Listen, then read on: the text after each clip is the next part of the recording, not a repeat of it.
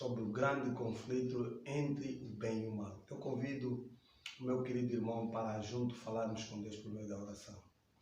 Pai Santo, obrigado, Senhor, pela Tua presença amiga e pelo poder do Teu Santo Espírito e pela capacidade que o Senhor tem nos dado, tem dado ao Teu povo nesses últimos dias para o conhecimento das profecias, como descrito no livro de Daniel. Agora, ó Pai, acompanhe-nos ao estudarmos essa lição, essa última apresentação entre o grande conflito entre o bem e o mal. Senhor, possam transformar almas para o reino de Cristo e em oposição ao reino das trevas. Te suplicamos em nome de Jesus, nosso Salvador. Amém. Amados irmãos, o grande conflito entre o bem e o mal tem se estendido por cerca de 6.000 anos. A guerra que começou no céu com a rebelião de Lúcifer, que envolveu a terra, então exigiu que Deus, em seu amor e misericórdia, constituísse a humanidade como aqueles que haviam de julgar entre Deus e Satanás. Com a transgressão do homem e caindo assim em pecado, o homem se viu impossibilitado de desempenhar a função de juiz. Então Jesus apresenta o seu plano da salvação. No processo do cumprimento do plano da salvação, Deus vai usar profetas, vai usar povos, elementos vários que vão fazer então com que esse processo de salvação seja uma realidade. E ao longo do tempo, ele vai usando cada povo com uma mensagem específica, com uma mensagem presente para o seu próprio tempo. Antes de Jesus, a mensagem presente, a mensagem importantíssima era a vinda do Senhor Jesus, a sua primeira vinda, o seu nascimento. E após a vida de Jesus, a mensagem de advertência final ao mundo é a vinda do Senhor Jesus. No último tempo da história do mundo, Deus então vai chamar a última igreja, o último povo que tem a responsabilidade de pregar a solene e a última mensagem de advertência ao mundo, que é as tríplice mensagens angelicais, as 3 últimas mensagens de advertência. Satanás, ao longo do tempo, atacou o santuário, que era o plano de salvação de Deus, não é? E Deus, por meio dos reformadores, reformou, ou seja, restaurou a verdade do santuário ao conhecimento da humanidade. Então, no último item da restauração do santuário, Deus então apresenta os 10 mandamentos, a lei de Deus e o trono de Deus aí no propiciatório, na Arca da Aliança, o lugar de juízo. Então, começa o momento final da história do mundo e a última mensagem a ser soada sobre a terra, que são as 3 mensagens angelicais. O livro de Apocalipse, capítulo 14, versículo 6, nos diz: E vi outro anjo voando pelo meio do céu, que tinha o evangelho eterno para o proclamar aos que habitam sobre a terra e a todas as tribos, povos e línguas. Há uma mensagem e é chamada de o Evangelho Eterno. Qual é o Evangelho Eterno? Nessa primeira mensagem angelical, na verdade, é uma mensagem que abrange todas as mensagens que vieram antes e que se culmina com a vinda do Senhor Jesus. Olha o que diz: o Evangelho Eterno para proclamar a todos que habitam sobre a face da terra. Que Evangelho Eterno é esse? O Evangelho Eterno é que Jesus um dia veio como substituto para morrer e pagar o preço do pecado. Um dia Adão e Eva transgrediram a lei de Deus e condenaram esse mundo à morte eterna. Todos merecíamos morrer. Romanos capítulo 3, versículo 23 diz: todos pecaram, destituídos estão da glória de Deus. O Evangelho Eterno, a mensagem eterna é que pela morte de Jesus todos podem ser salvos se aceitarem essa salvação pela graça. A palavra de Deus diz que vi outro anjo voando no meio do céu, tendo o Evangelho Eterno para proclamar sobre todos que habitam sobre a terra. Prezados irmãos, no verso a seguir ele diz: temei a Deus e dai-lhe glória, porque é vinda a hora do seu juízo. Por que devemos temer a Deus? Porque é vinda a hora do seu juízo. A última advertência para o mundo é o juízo que está vindo sobre a terra. Deus vai julgar o mundo.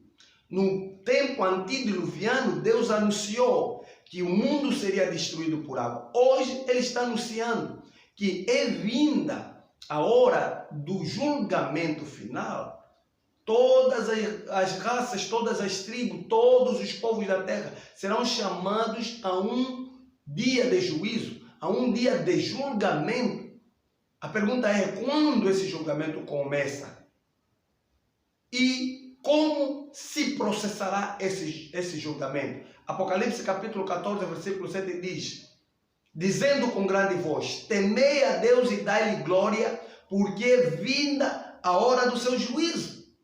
E adorai aquele que fez os céus e a terra, o mar e as fontes de todas as águas. A mensagem final para o mundo é adorar aquele que fez os céus e a terra. Adorar aquele que criou o universo. Por quê? Porque é vinda a hora do seu juízo. O juízo final, prezados irmãos, está a caminho. Está chegando rapidamente. E precisamos nos preparar para esse julgamento final. E a base, o meio pelo qual Deus vai usar para julgar, mais uma vez, é a sua lei. É em como temos andado em conformidade com os mandamentos de Deus e a sua justiça. Prezados irmãos, o juízo de Cristo está vindo, não só para condenar. Quando se processa um julgamento, o réu vai na presunção de inocência. Por quê? Porque ele pode ser absolvido. O juízo não é por tudo só mal. O juízo é a oportunidade também de Deus selecionar aqueles que vão ser absolvidos. E ao selecionar os que são absolvidos, automaticamente estará condenando aqueles que estão contra o governo de Deus. Prezados irmãos, vê que Daniel nos diz no livro de Daniel, capítulo 7, versículo 9. Eu continuei olhando até que foram postos uns tronos e um ancião de dias se assentou. Por que esse ancião de dias se assentou? No versículo 10. Assentou-se o juízo, nas outras linguagens diz assentou-se o tribunal e os livros foram abertos. Os livros onde constam os registros das obras de cada um de nós. As obras que praticamos aqui na terra serão a base para o julgamento de Deus, para nos condenar ou nos absorver, prezados irmãos.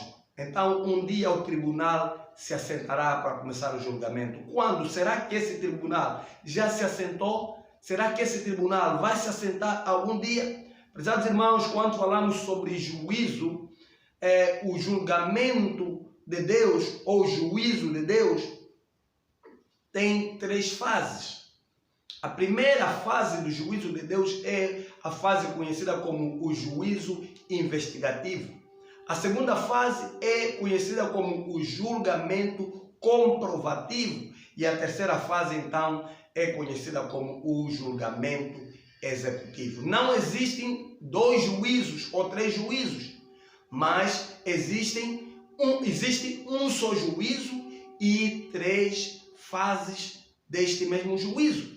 O primeiro juízo, que é conhecido também como o juízo investigativo ou o juízo antes do advento, é o juízo que Deus começa um processo de confirmação daqueles que vão ser santos, daqueles que terão direito de julgar no julgamento comprovativo. Ou seja, aqueles que hão de ser juízes para julgar entre Deus e Satanás, entre os anjos caídos, entre os perdidos, devem ser confirmados no julgamento investigativo. E o julgamento investigativo começou no momento em que Jesus saiu do lugar santo para o lugar santíssimo. Como nós sabemos disso? mediante o conhecimento do santuário na terra, o santuário terrestre, nós então entendemos que Jesus não é um dia, uma vez saiu do lugar santo para entrar no Santo dos Santos para ministrar a nossa salvação, para interceder por nós perante o Pai. E nesse momento começa o julgamento, porque cada nome é apresentado perante o Pai para ser intercedido pelo próprio Jesus. Prezados irmãos, de acordo à profecia bíblica que nós já estudamos, 2.300 tardes e manhãs, até 2.300 tardes e manhãs, Daniel capítulo 8, versículo 14, o santuário seria purificado. O movimento adventista dos anos 1800 estudavam profundamente a Bíblia, buscando entender o sentido. E ao chegarem às 2.300 tardes e manhãs, a data levou até 1843 em primeiro lugar, mas depois foi ratificada para 1844. Então era para o movimento adventista a vinda de Jesus em glória. Com o desapontamento de 1844, veio então a necessidade do estudo da Bíblia e a compreensão clara de que 1844 era uma data exata. Estavam certos quanto à profecia, mas o invento era errado. Qual era o invento verdadeiro? Era Jesus saindo do lugar santo para o lugar santíssimo, começando o julgamento investigativo. Nessa fase, prezados irmãos, todos os nomes dos santos, desde Adão e Eva até ao último, hão de passar perante o tribunal de Deus para serem apurados se estão qualificados a serem juízes ou não. Se estiverem qualificados a serem juízes, também estarão classificados à salvação. Só que, ao selecionarmos os bons, acabamos separando os maus, sem querer. Quando nós estamos colhendo grãos bons, acabamos separando os maus. Então, o julgamento investigativo foi criado, foi projetado por Deus, não para condenar, mas para selecionar aqueles que hão de ser salvos. Porém, os que não hão de ser salvos terão o seu próprio momento de julgamento. Prezados irmãos, a segunda fase do julgamento é então o julgamento comprovativo, que tem o início quando o povo de Deus é levado para o céu por Cristo Jesus, e lá com ele farão 1000 anos, de acordo com o livro de Apocalipse, 1000 anos estarão com Cristo nos céus e habitarão com ele durante 1000 anos. Durante esses 1000 anos, então, se começará o processo do julgamento investigativo. A quando da vinda de Jesus, os ímpios de todos os tempos, encontrados vivos, são mortos pela glória do Senhor Jesus. Os justos são levados para o céu. Então, a terra fica caótica e Satanás fica em prisão circunstancial durante 1000 anos. E durante esses 1000 anos, então, os justos começam um processo de julgamento, onde vai se apurar a veracidade daqueles que estão salvos e daqueles que estão perdidos. Por exemplo, alguém vai perguntar a Jesus: Jesus, por que o pastor João não está aqui, não está presente? E Jesus vai então revelar a falsidade, vai revelar como ele tinha uma vida dupla, como ele tinha 2 mulheres, era um bom pregador, mas ele tinha pecados escondidos que não podiam ser revelados a olhos humanos. Prezados irmãos, aparecerão lá pessoas como Davi e Urias. Sim, Urias, aquele que Davi matou para tomar a sua própria mulher. E Urias vai perguntar a Jesus: como é que um assassino está aqui? E Jesus vai responder que Davi se arrependeu, Davi chorou pelo seu pecado e foi perdoado. Assim como aparecerá no céu também Paulo, Estevão. Sabe, prezados irmãos, Paulo foi apedrejado, ou seja, Estevão foi apedrejado e Paulo consentiu no seu apedrejamento, apoiou o apedrejamento, matou muitos cristãos, mas Paulo estará lá no céu. O julgamento comprovativo vai comprovar que Paulo arrependeu-se dos seus pecados, mudou de vida, se tornou o grande evangelista que o mundo jamais conheceu. Prezados irmãos, muita gente que nós pensávamos, julgávamos que estariam no céu, não estarão lá. E muita gente que nós pensávamos que não estariam no céu, estarão lá. Então o julgamento comprovativo será um apuramento, uma confirmação. Eis aí o nome, julgamento comprovativo, que Deus dará abertura aos santos terem certeza que se João não está aqui, é porque Deus fez tudo o que tinha ao seu alcance para salvá-lo e simplesmente ele rejeitou a salvação que Deus oferecia. E todos que estarão lá no céu são aqueles que, apesar do seu pecado, apesar da transgressão, reconheceram a Cristo como seu Salvador pessoal e reconheceram o sangue do Cordeiro como substituto do seu pecado e estão lá para gozar a vida eterna para sempre. Prezados irmãos, então vem a terceira fase do julgamento, que é o julgamento executivo. Nessa fase, Deus então executa, ou seja, limpa a terra, varre o pecado da terra. E ao varrer o pecado da terra, todo aquele que será encontrado com pecado será juntamente varrido com pecado, prezados irmãos. Não é vontade de Deus que as pessoas sejam destruídas, mas Deus tem que fazer esse ato. E você vai compreender um pouco mais à frente quando nós falarmos do desfecho final da história. Olha o que a Bíblia diz, Apocalipse capítulo 14, versículo 8.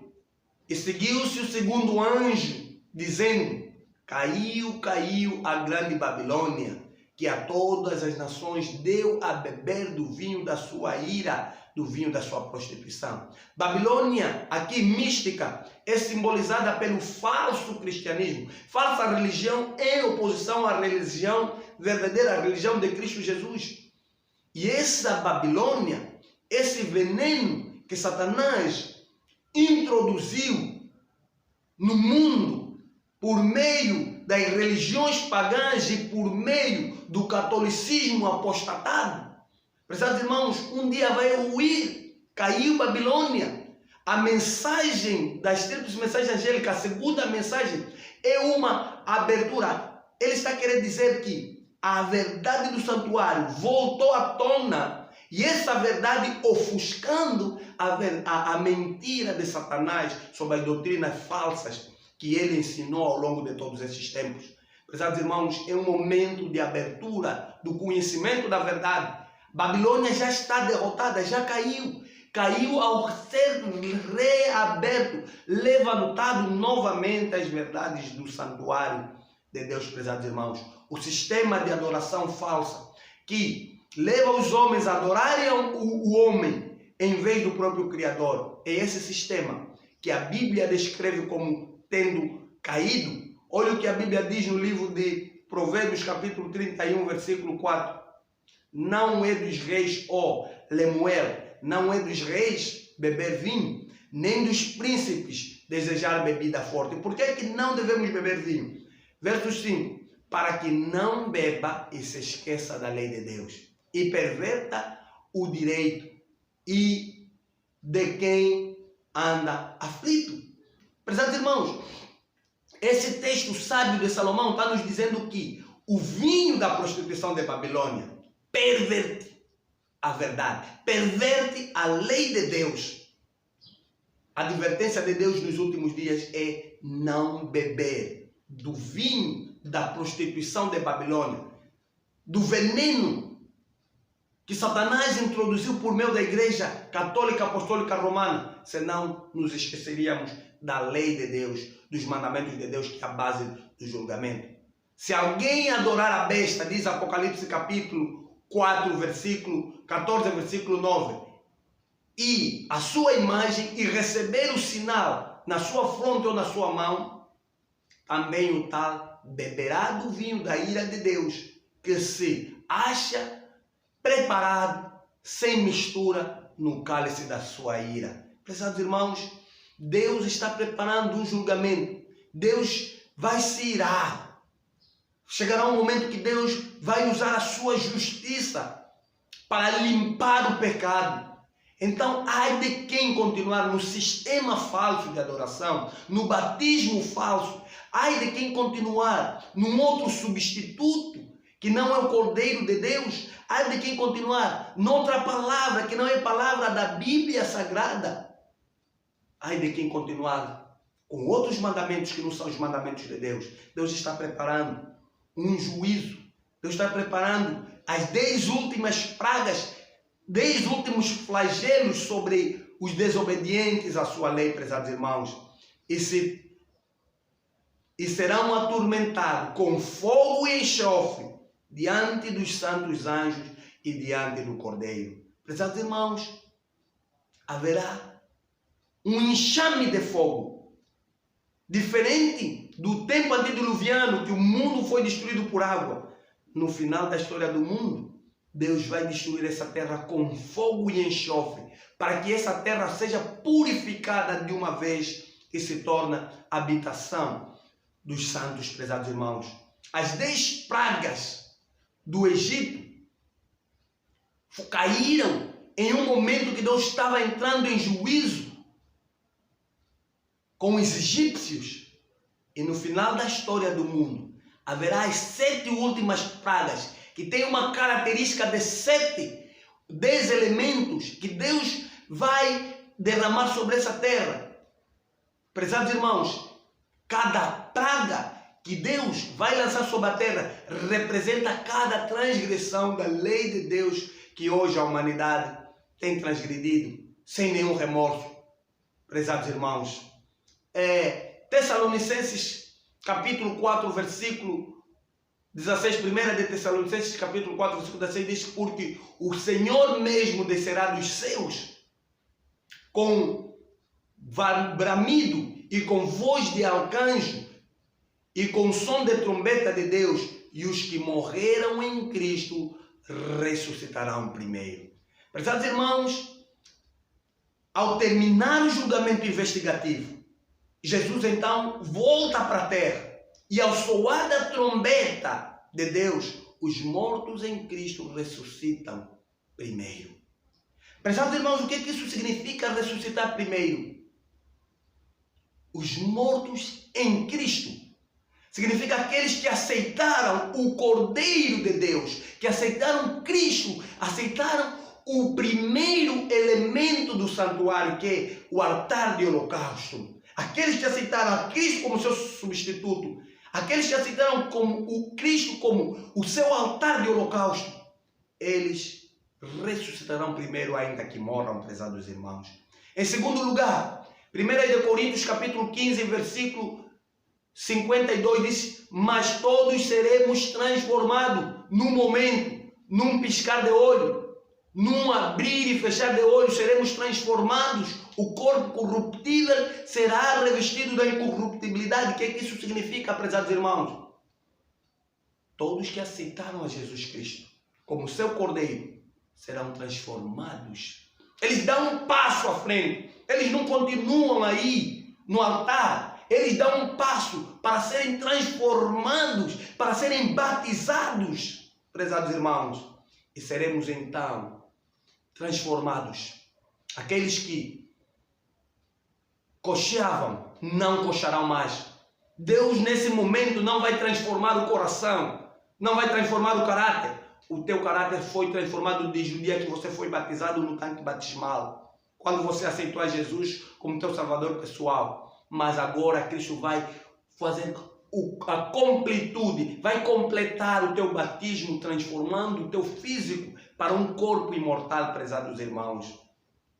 A seguir, Apocalipse capítulo 19, versículo 9 diz: bem-aventurado aquele que são chamados à ceia das bodas do Cordeiro Jesus. Deus então agora está nos convidando.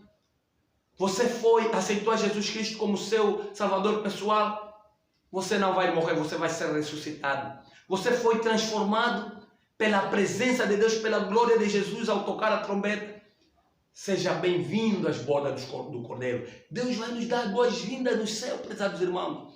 E você sabe que ao Jesus nos dar as boas-vindas nos céus, ao entrarmos pela porta dos céus, que é o tabernáculo, representado.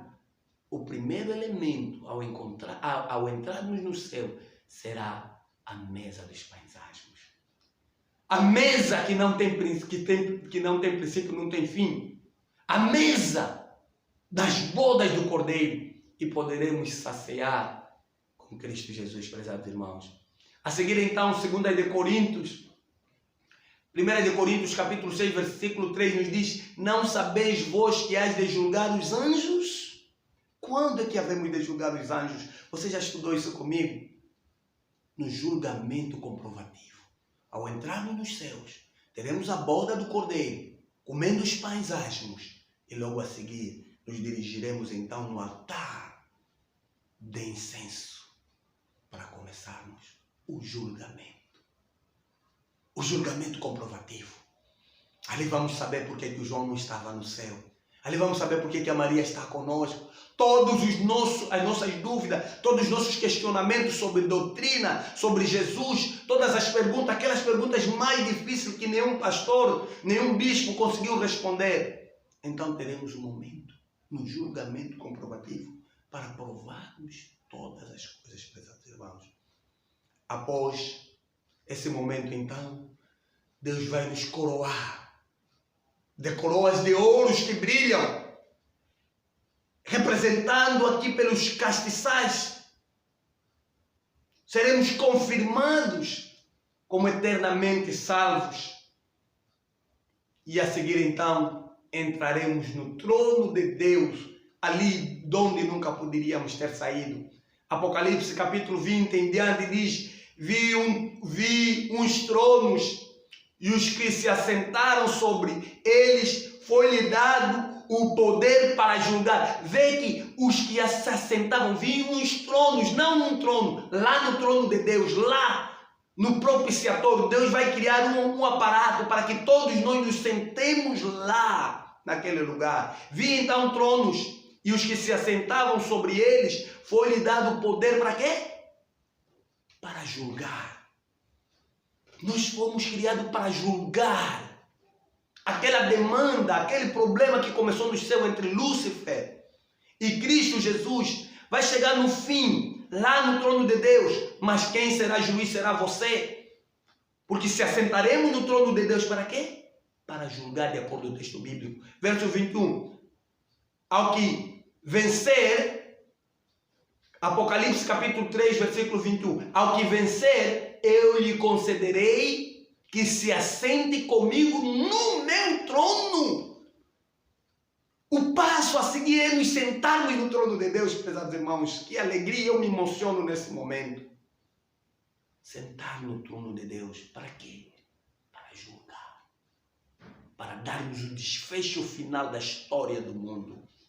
Prezados irmãos, os mais afetados no grande conflito entre o bem e o mal foi essa terra.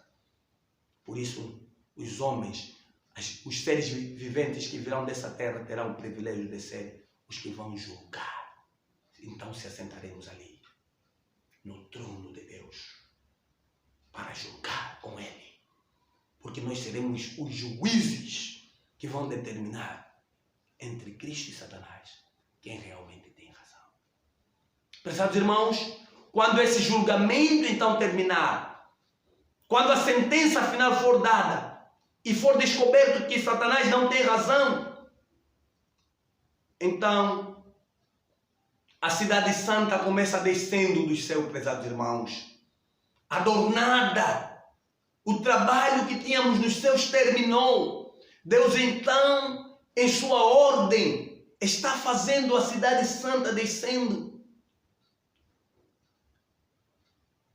Enquanto a cidade vai descendo, Jesus toma partido, parte para frente da cidade. E ele vai descendo sobre a terra. E os seus pés tocam o Monte das Oliveiras e formam uma planície. E dessa planície então pousa a cidade santa, a Nova Jerusalém. O que é que Deus está fazendo, prezados irmãos? Deus está transferindo a sua capital, o seu trono, a base do seu reinado, o seu propiciatório para a terra. O que é que diz? Êxodo capítulo 8, versículo 25. E me fareis um santuário e habitarei no meio deles. Deus está habitando conosco. Apocalipse diz que não haverá mais choro, não haverá mais dor, porque Cristo habitará com eles, prezados irmãos. O trono de Deus está descendo para que Deus habite conosco. É nesse momento que Deus dá a oportunidade que os ímpios de todos os tempos, inclusive Lúcifer e os seus anjos, todos são trazidos novamente à tona. Os mortos de todos os tempos, os maus, ressuscitam fora da cidade. Os justos, salvos, selados, aqueles que foram selecionados no julgamento investigativo que começou em 1944, estão do outro lado da cidade. Para quê? Para que deem cada um o último testemunho. Prezados irmãos, é nesse instante que há um suspense. De um lado a cidade santa, Cristo e os seus remidos, salvos, e do outro lado Satanás e um exército de pessoas, mas que nunca obedeceram a palavra de Deus, que nunca cumpriram a palavra do Senhor.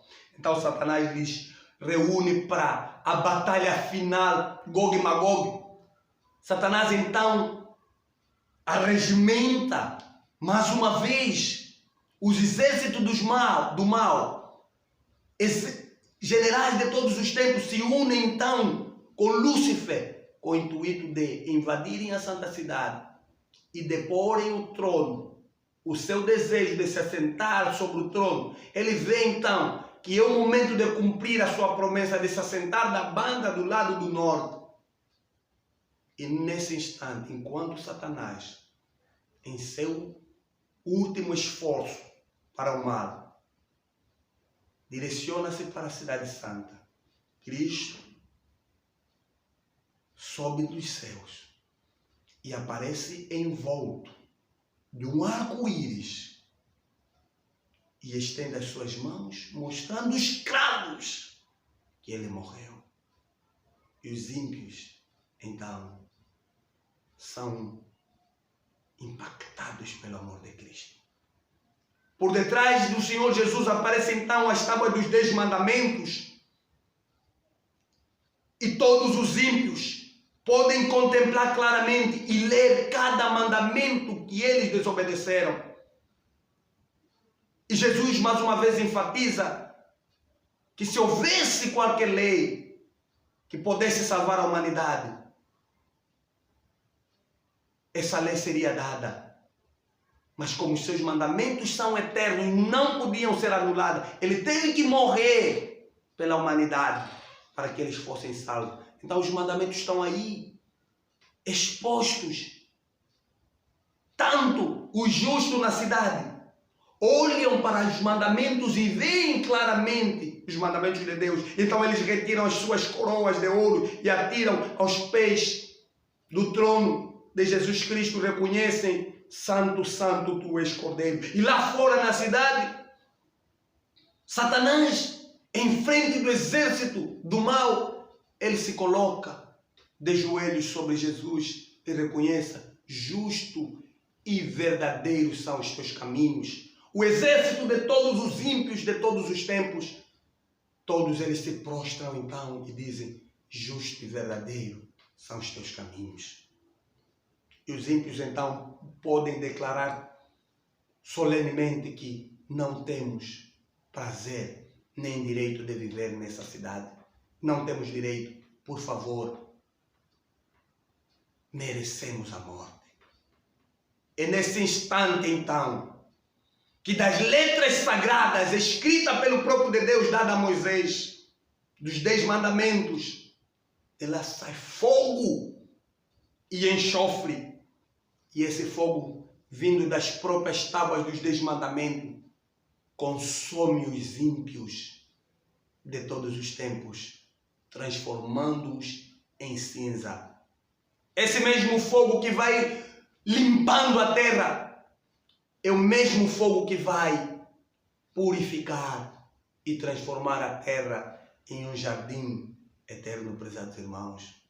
Olha o que a Bíblia diz no livro de Isaías, capítulo 66, versículo 23, e acontecerá que desde uma lua nova até a outra lua nova, e desde um sábado até o outro, virá toda a carne a adorar perante mim, diz o Senhor dos Exércitos. Prezados irmãos, a lei de Deus não pode ser abolida. O grande conflito entre o bem e o mal começou nos céus, porque Lúcifer, o anjo da guarda que guardava a lei de Deus, transgrediu a lei de Deus. O que é a transgressão da lei? O pecado é a transgressão da lei. A lei dos 10 mandamentos são eternos. Se fosse possível abolir a lei, então Cristo não necessitaria morrer por nós. Mas a lei é vigente até nos céus. Ainda guardaremos o sábado, de uma lua nova, outra lua nova, de um sábado, outro sábado. Virá toda a carne adorar a Deus. Aonde? No trono de Deus, no propiciatório, onde está o seu decálogo. A lei dos 10 mandamentos, prezados irmãos, durarão para sempre. Com a destruição dos ímpios, a erradicação total do mal, então Deus dá início a uma nova era, a uma nova vida, a uma nova oportunidade. Assim como Noé, ao sair da grande tribulação do dilúvio, eles possuíram a nova terra. Prezados irmãos, todos aqueles que estão militando hoje, passando pelas grandes tribulações, terão a oportunidade de começar uma nova história e o mal nunca mais se levantará. Por quê? Lembra, o exemplo do pecado será tão tremendo, será tão impactante na nossa vida. A experiência de ter vivido nesse mundo mau, nunca mais quereremos pecar, prezados irmãos. Assim como uma criança, após queimar-se, nunca mais se encosta no fogo. A experiência nessa terra será a prova real de que nunca mais haverá pecado, nem pecadores. Viveremos eternamente com nosso Senhor e Salvador Jesus Cristo. Então, o mal termina aí. O livro do grande conflito entre o bem e o mal, o grande conflito, nos diz que o grande conflito então terminou. Pecado e pecadores já não mais existem. Todo o universo está purificado. Daquele que emana luz e alegria, do minúsculo átomo até o maior dos mundos, todos em sua solene beleza declaram que Deus é amor. O ato de destruição dos ímpios será um ato de amor, de misericórdia para o universo. Deus é amor. A última palavra que soará nessa terra, que Deus é amor. Que Deus possa nos abençoar, que Deus possa nos guardar, que nesse grande conflito entre o bem e o mal estejamos com Cristo Jesus. É minha oração, a vontade de Deus. Amém.